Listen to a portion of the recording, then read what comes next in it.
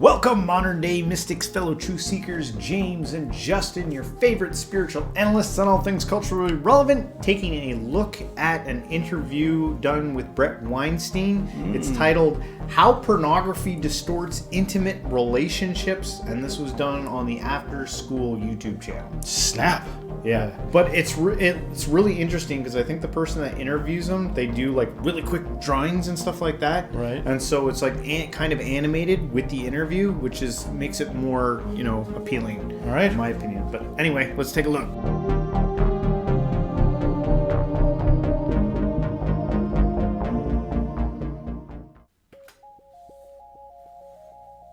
Oh, After Skool.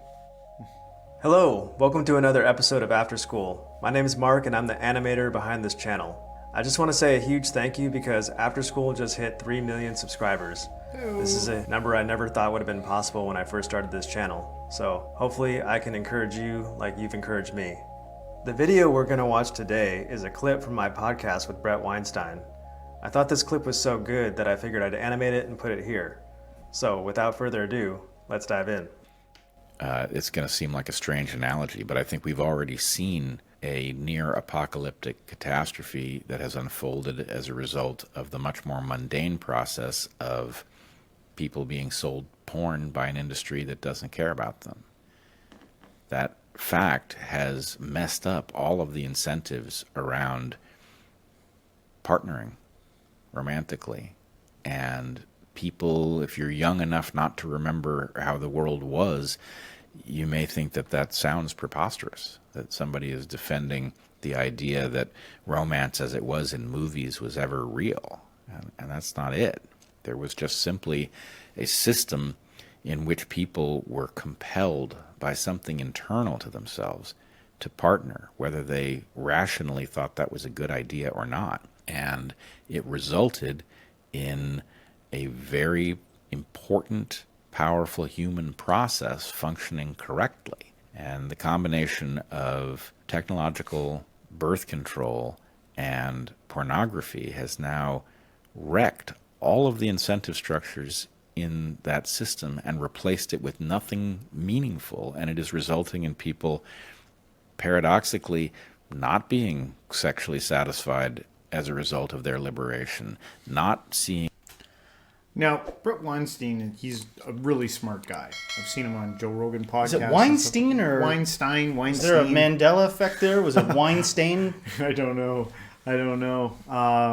But he's mentioned a couple times about how he feels like pornography has completely destroyed like the reason for getting together. Like there's no reason. At least I feel like that's what he's kind of suggesting. And I get the sense that Bret Weinstein comes from like a more conservative side of things. And to me, I'm just kind of trying to take the devil's advocate approach here and kind of see the other side of it. And like, is it destroying, or is it that we have to find maybe new ways for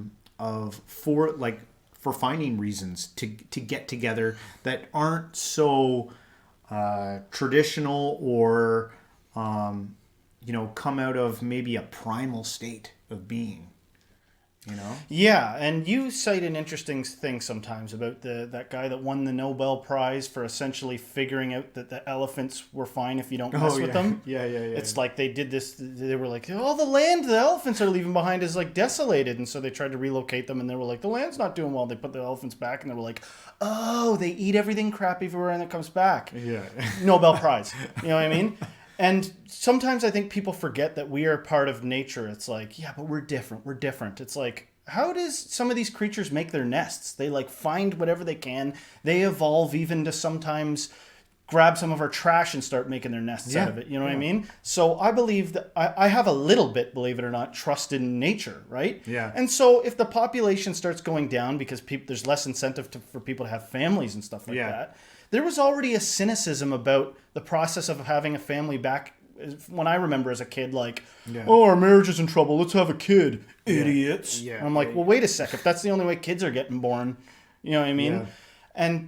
And so, humanity's gone through times where it was like fashionable to become a clergyman and chop your, reproductive organs off. Yeah. Like, there's been so many things that make us face a change. I have no problem with the discussion of it, and I think he's making some good points. Yeah, It's worth like talking about. Yes, yeah. But we're just kind of presenting the, remember that, he's got the whole world in his hands. You know, if you want to rely on some trust. And then there's always two sides to every coin, and there are like other ways of looking at this. Like one thing is that pornography is relatively brand spanking new. Like it really started to evolve, I guess, really in the 70s, right? Oh, and before that, people had no insatiable urge to do sexually deviant behavior. There was no like brothels and Yeah, you got to kind of look at it from all angles. But there's quite a bit here, so we'll continue. I'm not negating his point. This guy's a genius. Yeah. Seeing the wisdom in having a family, not understanding the nature of the creature that they have become through a 3.5 billion year process of evolution. Yeah, it seems like in our modern world, there are two archetypes that are emerging. That of the incel, the involuntary celibate, who just stays online all day, and the only... Hey, you know those guys that could never get laid? Let's not even let them have porn to satiate their things. Let's make them be weirdos that go out into public, like werewolves, because they don't even have porn as an outlet. By the way, I'm like probably anti-porn. I think that there's a lot of ugliness there. I don't know enough about the industry. But I'm not advocating porn. I'm saying that this is just one side of it. Just a reminder. That's the last time. No. Before you go, I was actually, in lieu of doing this reaction, I was talking with my wife about this conversation, and she had a very quick stance, like, no, it's bad. And you shouldn't look at it. But then I brought up, what about like in countries where, say, like the gender equality is like way down, like say there's 30 million men in one country that will never be able to have sex with a woman simply because there's not enough of them. Maybe this provides like an outlet that can, maybe like bring down the temperature in a country like that. I'm just trying to see it from all angles, right? I hear you, and it's the same argument to be made about the kid that plays too much Grand Theft Auto and goes out and commits a violent act. It's like, okay, but have you done your due diligence to document to everybody that it prevented them from going out and acting it in real life? Yeah, like have rapes gone down or something like that. That would be... I don't know if you can say that. But grapes. It would be an important piece of information to have. Because I'm pretty darn sure there's a lot that's ugly about it. I mean, there's people who I care about where I'd be like, what? They got into that? I wouldn't be happy about it. Yeah. But sometimes there's hard truths to juggle where it's like, oh, we gotta weigh it against this data too. We gotta. It sucks. Nobody wants to do it. Let's not make eye contact while we do this. But we gotta weigh it against this data. Yeah. We continue on. Fans model, who is kind of willfully objectifying themselves and selling their bodies. It seems like these two archetypes have emerged simultaneously, and I'd love to get your take from like an evolutionary point of view. Like, what is happening here? Why have these two things emerge simultaneously, and is there a way to get the tradition? I love how it's the porn video that I wore the sleazy suit outfit for. It's hilarious. I didn't plan that. No form of romance back. If there is to be hope for Gen Z, it is going to have to figure out how to step off this stupid treadmill and do something different. And I'm stunned by the fact that there doesn't appear to be a movement of Gen Z folks opting out of the sophistications or pseudo-sophistications of their era. I'm hoping it will merge. I'm expecting it any day, but I have yet to see it. I like your parallel between the incel on the one hand and the OnlyFans model on the other. It's like an involuntarily celibate male and an involuntarily hypersexual female. And people will say, well, what do you mean involuntary? They're deciding to have an OnlyFans account. Well, no. What they are doing is they are being driven to OnlyFans or its equivalent by the lack of good options, sexually speaking. The only viable option is to monetize your sexuality if you're beautiful enough to do it, and hope to reach a large audience, because effectively it would be... Lack of good options. This one is starting to irritate the bejesuses out of me. Yeah. Okay? When I was growing up, you couldn't shake a stick at a marriage couple that didn't have their like friggin' weird side to them. You know what I mean? Or not weird, but just whatever. Like hilarious. They argue, but they made it work. You know what I mean? Like what are those vows about? Through sickness and health and all this stuff. It's not necessarily a lack of viable options. We're inhabiting the same space. We're all peers here. You know what I mean? It's just maybe someone has whispered in people's ears that there's a lack of viable options or that you shouldn't settle or something like that. And I'm not demonizing somebody that does. If somebody goes into the field of relationship psychology and they're like, this stuff's toxic, get away from that. There's going to be plenty of people that correct their path. But with all these adjustments that we make, we sacrifice something. Like, do you remember when people came out with these, and this is going to sound, you're going to have to bear with me here. I'm just going to trust that the people know what I'm getting at here. Do you remember when the dawn of contracts of consent came out for if you were going to have like a one night stand? People would get like, something like are we going to engage in this? It was a contract to engage in sexual activity, right? I'm not aggressive. I'm not interested in this sort of thing. But there are people who, even cultures where there's a bit of cat and mouse type play within their flirting. You know what I mean? A pulling away and a pulling away doesn't justify anything that's, somebody doesn't want to engage in at all. But I'm saying when you make adjustments like this, like you need to raise your standards. You got to stop thinking you can correct a broken man. There should be no confusion. In fact, there's got to be a contract before sex comes out. Again, I am an advocate for not behaving like an animal and everybody communicating with each other. But I'm saying, listen to the deeper truth I'm pointing out here. We're adjusting to try to get things perfect. And in some sense, we're making it worse. We're not grappling with and overcoming the things that we used to have to just grapple and overcome with. I married into this guy. He's not who I thought he would be. Now I have to develop a new skill set to make the best of the situation. It's like, no, get out of there and take his ass for half his money. And fine, whatever. I'm not even like necessarily judging that. I'm just saying there's repercussions to all this stuff. There's repercussions to society developing in this way. And just another thing would also be the environment.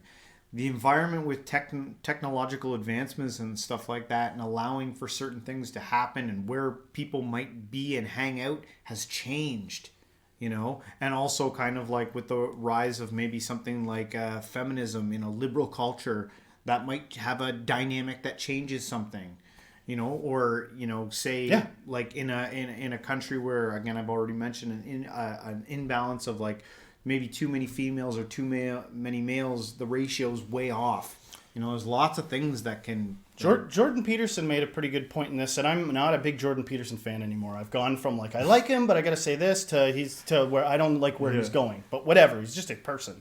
But back in the day, he said something pretty interesting in terms of they changed some rules at a school that you couldn't throw snowballs anymore because a lot of the young boys were throwing snowballs. And he went into this kind of tangent, probably too long-winded, about how if you prevent boys from acting in masculine ways, you're going to that's not going to be good for them. They should be encouraged to be masculine in some sense, right? And what happens is the most masculine, not willing to cater to this stuff takes everything because everybody else has been whipped into I'll be good. I won't even try to compete because even competing's bad. And then the biggest psychos yoink. You know what I mean? And so all of a sudden in some prissy, nobody wants violent things to happen. Nobody wants people to get abused or anything like that. But when you overdo it, everybody becomes a bunch of choir boys. And then all of a sudden, what happens when the guy that's like, I don't care. I don't give a shit. I act like a Viking or a pirate. And the girls are like, why do I? This is a bad boy. You know what I mean? We want to we just want a healthy version of stuff. And again, I don't know why we keep pausing this. Let the man speak. All right. Stop talking here. We'll continue on. It'd be hard to find a man worth partnering with.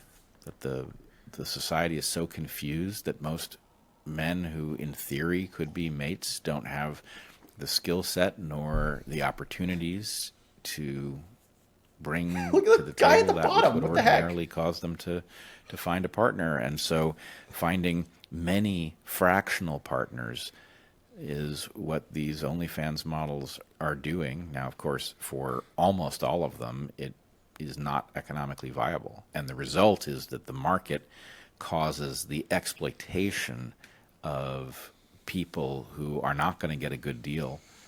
It's only a tiny number of Taylor Swifts who find themselves extremely wealthy as a result of I'm not sure what exactly. I hope people don't think I'm analogizing her to an OnlyFans model, although it's not an entirely distinct phenomenon. Easy. I see her on stage wearing absurdly provocative costumes, and I think to myself, so That is not as absurdly provocative as it gets. Holy smoke. Yeah. People walk around in a piece of candy floss, you know, singing. But also, we might also take for granted like the time and where we are. Like if that was 80 years ago, that might be, that might be considered pornography. Okay. Well, yeah, but a lot of things would be different. They also like had cartoonish. They put cages around their waists to look like they had massive hips. Yeah. You know what I mean? So is she really in charge, or has the system kind of enslaved her? And it's not really one or the other. She's obviously beyond wealthy, but nonetheless. We're so ridiculous. We are ridiculous. Humans are ridiculous. Even when you just think of that, like corsets and cages and like fake hair and everything like that.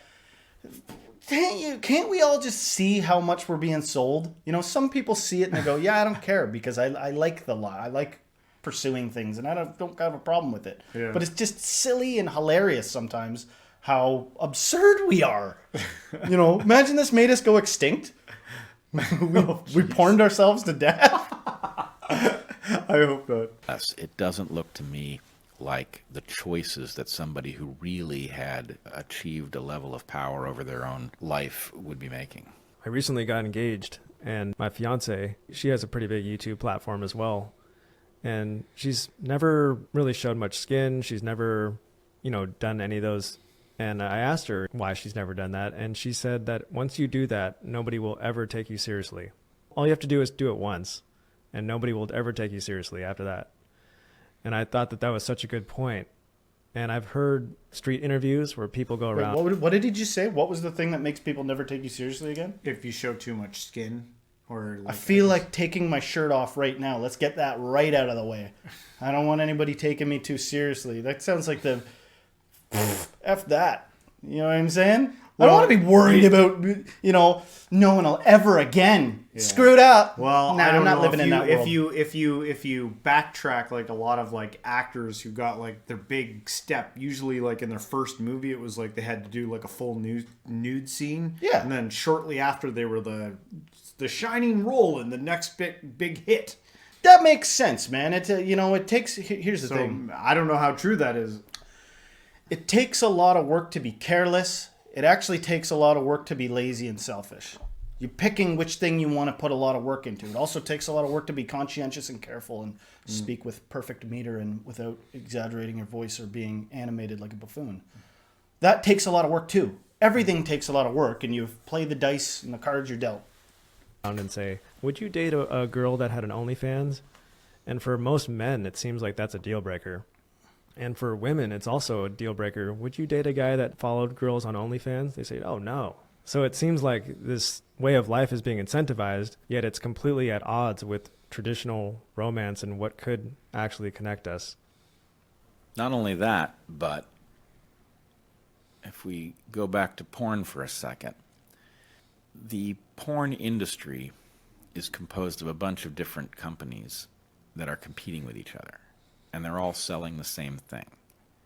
So in order to capture people's attention, they are forced to compete in the extremeness of what they are presenting, which forces them directly into taboos. So they are breaking every taboo for very mundane economic reasons. And the problem with that is that the human creature is built to discover what sex is. And they discover it in part through the observation of other people, most of which is hidden, but there's a certain amount that one can observe. And then they discover it through an intensely bonding exploration with somebody else. A very Yeah, man. That's a very gets you in the feelings, something about that is just, I don't know, there's like something tender about that, I do kind of hear the point that he's making there, that humans ought to, or at least for thousands of years, have discovered sex. Yeah. But I feel like he's underestimating the time frame to which that's been completely corrupted. You know what I mean? Like, how long have we had, like, let me take you to your first burlesque house? Yeah. You know what I mean? How long has it been that there's been a buzz about sex? Probably for thousands of years. Yeah. You know what I'm saying? Yeah. Like what do you think it is? Like, all kids in school are drawing pictures and and the point may be more relevant because of how saturated and how inundated with this with pornography we are. Maybe it's like the point is just more true now. It was always an issue of, interrupting that natural process of discovering sex through something natural and like falling in love. Maybe that's always been on shaky ground because of our, the devious aspect of humanity. But maybe now it's like in real trouble because of how easy it is. It's like a click away to destroy your innocence. Yeah. Private exploration that unites you in a secret kind of knowledge. By replacing that natural process of discovery with porn saturated with taboos, we are actually distorting the sexual development of the people who find this stuff early in life, which is almost every male, I'm now led to believe. And what is very hard to say to these folks is, by participating in that, by consuming that content, you are destroying your own sexual mind, and you are harming your future partner. And by doing that, you're... Was there a time when, like, a dude would put a bunch of roses out or something and, like, light some candles and, like, like incense and, like, he'd be like, try to make things romantic for his wife or vice versa or something like that. Was there a time where that was met with like a non sort of cheesy, cringy, like embracing of that? You think of like early romance, you think of like William Shakespeare and like when the first ideas of modern romance were like being developed in this, I love you and I can't live with you. Yeah. And you weighed against thousands of years of arranged marriages and like, we're the only viable humans, we will mate. And all kinds of stuff. But, there's something in here where people also like, I'm struggling to figure out what I'm trying to say here. You know what I mean? Like, is romance as cheesy as I think it is?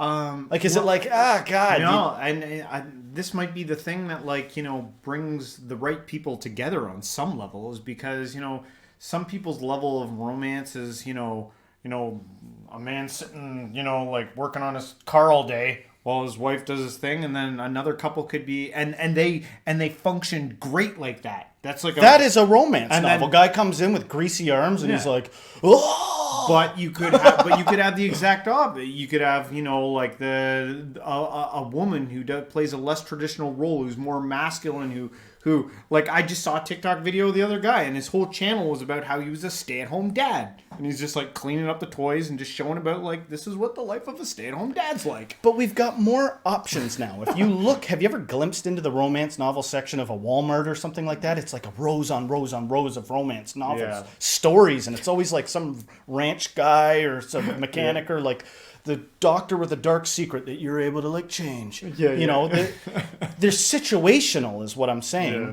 And was there a time where there were limited options because of like, just prudence and like, moral strictness? Was there a time where it was like the only form, it was just easier to follow that path towards romance, where people were more willing to engage in something cheesy, like people would play the part of, you really put these rose petals everywhere? Ooh. You know what I mean? Like, not like, I know what you're up to, mister. How about you bring home a fat check? Then I'll be in the mode. Nothing gets me going like a, Well, this, That's a pretty dire warning, man. You know, what you do, you know, like what you watch, what you consume as a young person, you know, you might be harming your future partner.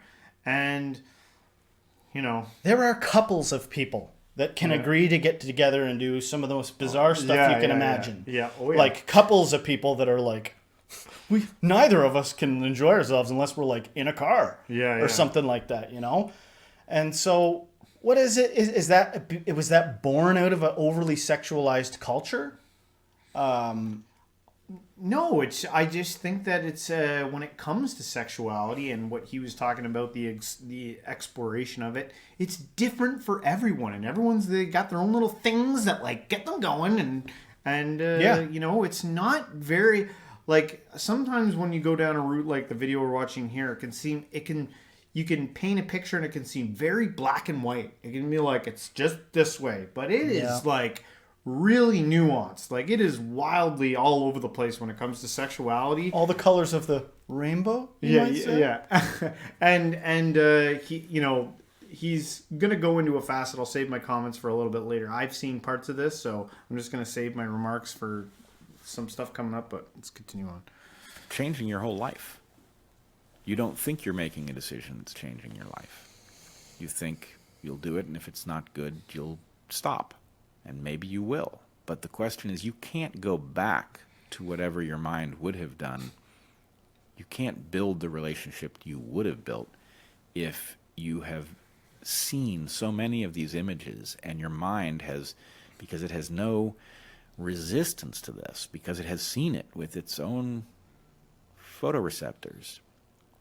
You have taken it in as if that's a real portrayal of human sex. And it isn't. That's a market force. That's not not what passion does. So really, for many years, I suffered the... This is the type of stuff that you might find on there that you can't forget. Stop it, Bret. Accusation of being a prude for saying things like this. And I'm not a prude. I'm not even against sexually explicit content. Erotica is fine. That's an ancient form. I'm against what the market is doing to sex, which I think is extremely dangerous. Hell yeah. This is what I think that the world needs to start getting a grip on. And you could literally stamp that label on almost everything in the West that you look around at. What is the market doing about this? Yeah. We need to start like just have this hit the snooze alarm at least, but start hearing the alarm of, oh crap, there's a limit to all this like hyper capitalistic, just anything goes as long as there's you're making bank, and being aware there's of a roof to that. Yeah. A hard concrete roof, and not also a the glass other ceiling. side of it as the consumer being aware of how you're being manipulated, and like how like since the dawn I've like it's blown my mind since like I've been alive that like how sexualized absolutely everything is, and apparently in the West it's tame, but like you can't buy a tube of toothpaste without a half-naked chick trying to sell it to you. It's ridiculous. Yeah. Like, it is ridiculous that we're still there. Putting toothpaste in her mouth, like... it's ridiculous.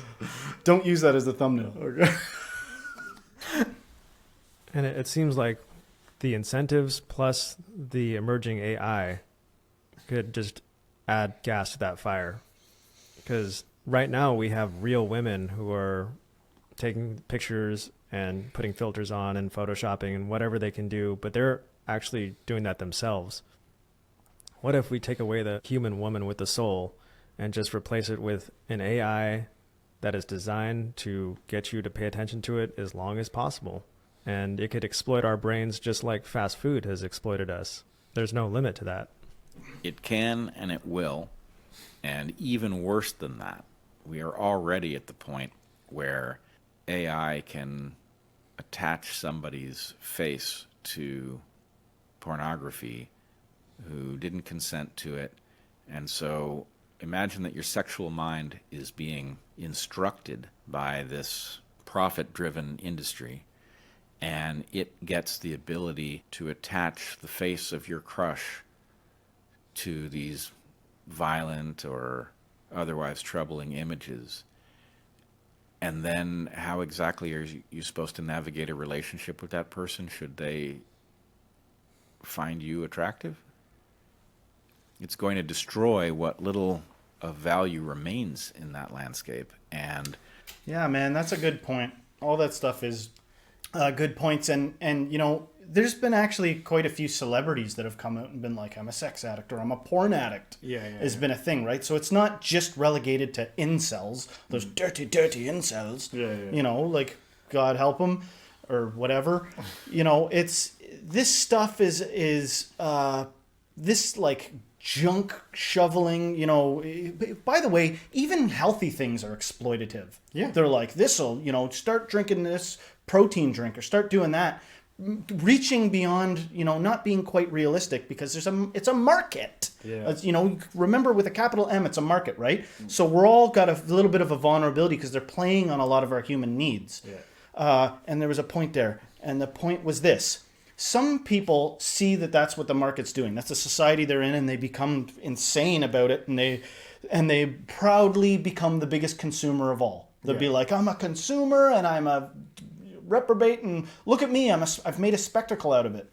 That's one thing. Sometimes people will do it with like a serious attitude. They'll be destroying themselves with all this stuff, and they'll develop a mini subcult of like a advocacy for just self-destruction. Like and it's like a subcult of delusion. Like there's actually nothing wrong with, you know, whatever, like harming myself. Whatever that is, insert the thing. And so that's all examples of people like trying to grapple with what he's talking about, right? But it doesn't just affect one kind of person. There's a vulnerability here to all of us. Well, and again, I'm just trying to be open-minded here and see other options here, just for the sake of it, since we're doing this. You know, one thing you hear a lot about when people are like highly against pornography is that it's like, well, look at these women or, you know, or men, or that, you know, these are people who have, you know, issues, or they're being exploited, or they're doing it because for attention, or they weren't loved as a child, and like there's a human behind all this face, and they're being hurt and stuff like that. Well, doesn't AI like fix a part of that?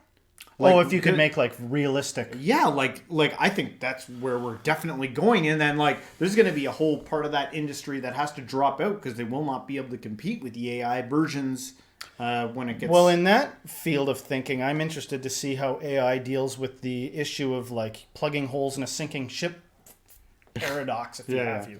In the sense that people lose track of the fact, like there's a word perverted, where it's like, I don't even know what the definition of that is, but it's like your sexual deviance is like there's something wrong with it. There's something immoral about it. And I do think that people can escalate in whatever behavior they're in. Like if you're addicted to porn, you're not watching the same one over and over and over again. There's an escalating effect to it, right? And so say you're like, woohoo, I can watch as much AI porn as I want. But then it does get weirder and weirder, and you're like, simulation just does not do it. I have to go do the real thing. You know, is something a likelihood I could see. No, that's definitely a side of it. So part of this thing is humanity like learning how to we still don't know how to control But what ourselves. is that? People respond to that phenomenon in all kinds of ways. People will be like, they'll see that projection, they'll be like, well, I don't want to become a sexual pervert, I won't watch anything, and I'll be a good boy. And then they're like, that's not the answer either. This is like a giant lesson in nothing's the answer. What do we do? What the hell where is this going? It's a lot of the stuff we develop and everything that happens is like, we're trying to like, oh, you don't want to be scared anymore. Let's give you comfort. Oh, that's not good enough for you. Let's give you a little bit of action. Oh, that's evil for even creating action in your, comfortable utopia. For every head you chop off the serpent, 5 develop. That's how like a hydra works. Well, let's keep going. It just doesn't leave a path forward in which there is an honorable relationship between men and women. And from like an evolutionary standpoint, does this point towards extinction, or does this point to maybe like people figure out a new way to breed digitally? It takes an awful lot to create extinction. I see that hazard in various things that we're doing. I don't see it in the absolute destruction of normal relation between the sexes, because, you know, it only takes a small number of people to figure it out to keep the species going. And in fact, you know, you can imagine all kinds of dystopias in which eggs and sperm are joined in some way and technologically brought to maturity, or surrogacy becomes economically driven by people who want to produce children for reasons of vanity or whatever. You know, so there are lots of ways in which humanity can go forward. But from the point of view of a civilization that makes sense, the importance of sexual and romantic drive cannot be overstated. For almost all of our history as humans, the desire to become worthy of a sexual relationship has motivated men to accomplish great things. It is in large measure the fuel that created civilization. By eliminating that incentive structure, by making sex common, disgusting, dangerous, we are removing the thing that caused us to find this way of being. Yeah, but wouldn't it be fair to say that if it had that power, if it had that magical power to make people build the, you know, very utopian picture he drew, would it not have the same power to cause some of the biggest atrocities the world's ever known? That same drive? It's like, no, it wouldn't. Stop it. It only did good. Really? Yeah. Really? You know, what about Helen of Troy, for Pete's sake? Yeah. So it's just, I see the point that he's making, but I just think that there's a bit of a lack in the process of where the heck we're going. What if one of the things we need to do is chill out a little bit? Like, you guys are building too fast. Just have as much porn as you could possibly imagine and go home and don't bother anybody. Yeah. You know? I don't think that, by the way. That's a stupid ass thought. But it'll probably, or like, there's many routes you can go, or just like, maybe it's more of like, let's not suppress so much. Let's not turn something into a giant elephant, and let's learn to control ourselves. And like, maybe we can do some studies on like healthy habits and like what's too much and what's too little, and like, you know, I think it's gradations and different for everyone. I think there are people that it's like, you probably shouldn't watch porn, and then there might be a person who's like, you should probably watch a little bit of porn. I absolutely agree. You want to know why I agree? Because that's already what's happening. That's already the case. I agree with whatever is happening, right? Yeah. So even a society where you inspired all of the men to become hyper-controlled and get it together, some smartass would emerge that made being out of control glitzy and appealing as hell. Yeah. You know, because that is the reality we live in. I'm astounded daily at the things that can enter into your life to surprise you. Yeah. So that means if you are completely anti everything I just said, and you're like, I just want to listen to Joe Rogan and like do my workout every day and abstain, do the 30-day no fap challenge, whatever your thing is, it sounds like I'm making fun of you. I'm just telling you how you sound compared to me. You know what I mean? I do not judge that. It's good. And I'm not saying that from some position of authority or something like that. I'm also not saying that I'm some kind of fapping creep. Yeah. I'm saying that part of the thing with this show, Stay Spiritual, is that there's a deeper truth I always feel like we're like rounding and trying to point at. Yeah. And every video, it's starting to seem more and more like, you got to be comfortable with there not being an answer to some sense. This is fun to observe. Yeah. You know, like this is good data. This is fodder for the mill or whatever the term is. You know what I mean? To take away later and talk about at a dinner party. Yeah. But at the end of the day, what's the truth of the situation? The truth of the situation is you got to experiment, seek many wise counsels, and then your journey will be different than literally everybody around you's journey. Yeah. You know, unless you're forced to be exactly like the person next to you. Mm. All right. Well, let's let Bret. Let's just let him finish it off. And I'm afraid, although it's hard to predict the particulars of the way that goes wrong, the general trajectory is clear. And again, the right thing to do is for young people to say, actually, I can see the problem, and I'm going to opt out, and I'm going to interact with those who have also opted out. I don't know why that movement has not arisen yet, but when it does, it will not be a moment too soon.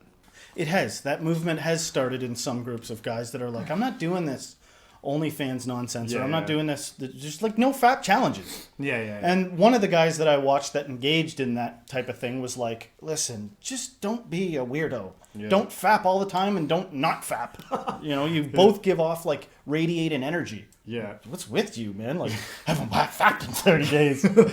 You know what I mean? There's another interesting side. I was thinking about like kind of the sexual revolution and would that take place in like the 60s, 70s, kind of like, and this freedom with like sexual expression and finding oneself.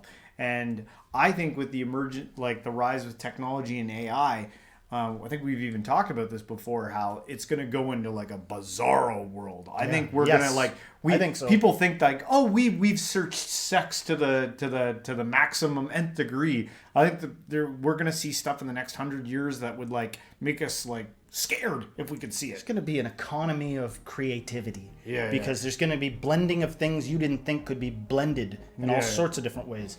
If you really want to be unsettled, go watch some of Terence McKenna's talks. Yeah. Nearing the end of his life, which was, I think, late 90s or whatever. Yeah. And he predicts a lot of this stuff, man. Like, he's like, knows what's coming. He'll explain some stuff, and you're like, how the heck did he know that? But then it ends with, it'll become intolerably, novel and paradoxical. Yeah. It's going to get to like a fever pitch of wackiness. As the time frame between what you can think of and actually getting it shortens. Then it's just, Well, as a group video, guys, if you liked it, don't forget to hit the like, subscribe, share this with a friend, and everyone, until next time, stay spiritual.